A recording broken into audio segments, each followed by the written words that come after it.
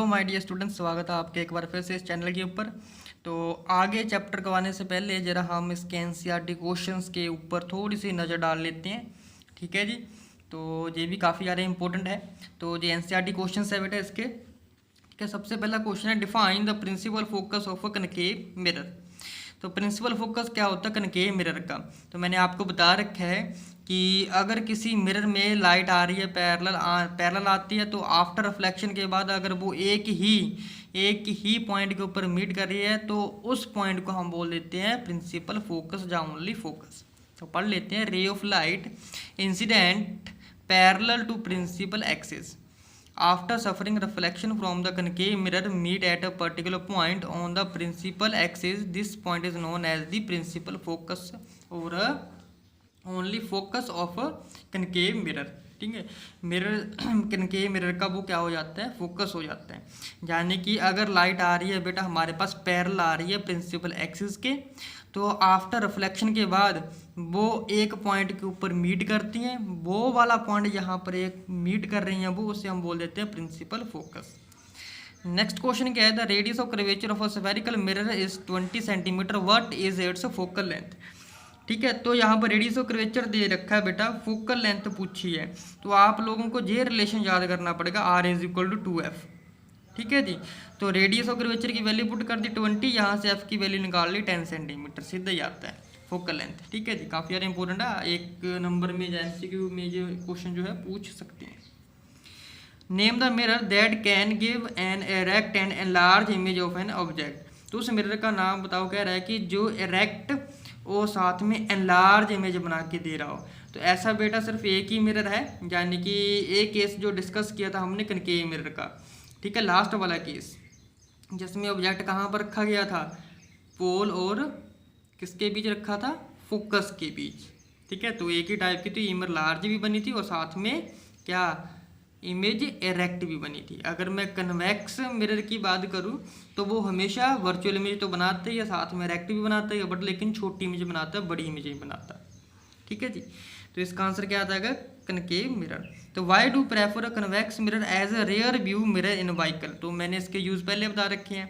तो convex mirror is use as a rear view mirror in vehicles because it gives a wider field of view. तो wider field of view देता है हमें, and enabling the driver to see wider view of traffic behind him. तो driver को enable करता है जो पूरे का पूरा व्यू देखने के लिए जो उसके पीछे होता है ट्रैफिक में। नेक्स्ट क्वेश्चन है, find the focal length of the convex mirror whose radius of curvature is 32। Same question है, R is equal to 2F वाला, ये रेडियस ऑफ कर्वेचर दे रखा है 32। तो यहाँ से F की वैल्यू निकाल लें, कितना आ जाएगा, 32 को 2 से डिवाइड कर देंगे 16 आ जाएगा। ठीक है जी, तो वही फॉर्मूला लग जाएगा, R is equal to 2F, तो इसी फॉर्मूले से निकलेगा जी। नेक्स्ट क्वेश्चन दे रखा है, concave mirror produce 3 time magnified real image of an object placed at 10 centimetre in front of it, where is the image located. तो इमेज कहाँ बनेगी, इसमें दे क्या रखा है, कनकेव मिरर है। ठीक है, जो कि 3 टाइम्स मैग्नीफाइड इमेज दे रखा है। तो सबसे पहले मैग्निफिकेशन फॉर्मूला लगाएंगे, क्या होता है, height of image upon height of object, किसके बराबर आ जाएगा, negative of distance of image upon distance of object, यानी कि m is equal to H dash upon H is equal to minus B upon U के बराबर आ जाएगा। एच डैश हाइट की क्वेश्चन वैल्यू रखिए -3h होती है इमेज की, ऑब्जेक्ट से वो कह रहा है कि जो है 3 टाइम्स लार्ज इमेज बनती है।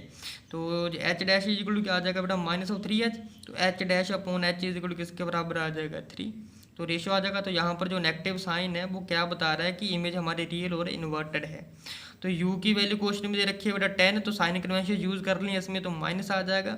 आप जाके वीडियो चेक कर सकते हो, मैं दोबारा फिर से कह रहा हूँ कि मैंने इसकी वीडियो ऑलरेडी डाल रखी है न्यूमेरिकल सोल्व करने के लिए, किस तरीके से न्यूमेरिकल सोल्व किए जाते हैं, चेक कर सकते हो आप वीडियो।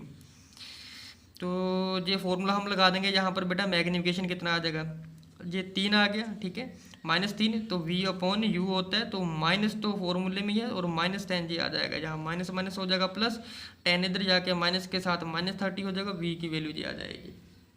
ठीक है जी, तो negative sign show that the image formed is in front of mirror at a distance of 30 centimetre. Next question कह रहा है कि a ray of light travelling in air enter oblique into water.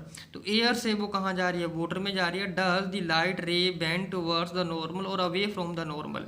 तो कह रहा है कि क्या जो लाइट है वो बेंड करेगी किस तरफ, अवे फ्रॉम द नॉर्मल करेगी या टुवर्ड्स द नॉर्मल करेगी, कहाँ करेगी? तो फॉर, अच्छा ये क्वेश्चन काफ़ी ज़्यादा इंपॉर्टेंट है। तो for a ray of light entering from rare medium to denser medium, तो जब कभी भी लाइट रेयर मीडियम से डेंसर मीडियम में आती है तो हमेशा वो टुवर्ड्स द नॉर्मल बेंड होगी, ये चीज़ याद रखना। ठीक है, अगर मान लीजिए कि वो denser medium to rare medium जा रही है तो अवे फ्रॉम द नॉर्मल होगी। ठीक है जी, तो ये चीज़ थोड़ी सी याद रखना। ठीक है, तो आगे क्वेश्चन हम नेक्स्ट वीडियो में करेंगे। ठीक है जी, तो तब तक के लिए जय हिंद, थैंक यू।